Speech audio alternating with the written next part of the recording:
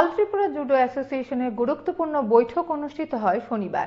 Agartala NSRCCর judo conference হলে বৈঠকে উপস্থিত ছিলেন অ্যাসোসিয়েশনের সাধারণ সম্পাদক প্রণব সাহা সহ আরও অনেকে।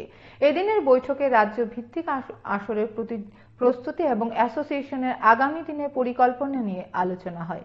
একই সাথে জাতীয় স্তরে জুডো প্রতিযোগিতায় অংশ নেওয়া খেলোয়াড়দের হাতে শংসাপত্র তুলে দিয়ে তাদের অভিনন্দন জানান দায়িত্বপ্রাপ্তরা।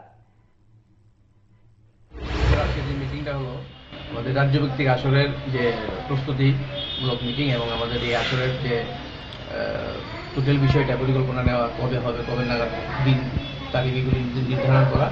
পাশাপাশি আমাদের সামনে আমাদের উত্তর পূর্ব ক্রীড়া ত্রিপুরাতে অনুষ্ঠিত হতে যাওয়ার সম্ভাবনা আগামী অক্টোবর মাসে। এটার জন্য আমরা একটু প্রস্তুতিমূলক পরিকল্পনা নেব, কীভাবে আমাদের ক্যাম্প হবে, কীভাবে আমরা নির্বাচন করব এবং এইসব বিভিন্ন বিষয় নিয়ে আজকে আমাদের এই মিটিং। পাশাপাশি আজকে আমাদের এই জুডো অ্যাসোসিয়েশনের তরফ থেকে এবং আমাদের ডিপার্টমেন্ট ডাইরেক্টর স্পোর্টস থেকে বিভিন্ন টিম আমাদের গিয়েছিল জাতীয় স্তরে, সাব জুনিয়র, জুনিয়র, ক্যাডেট এবং সিনিয়র।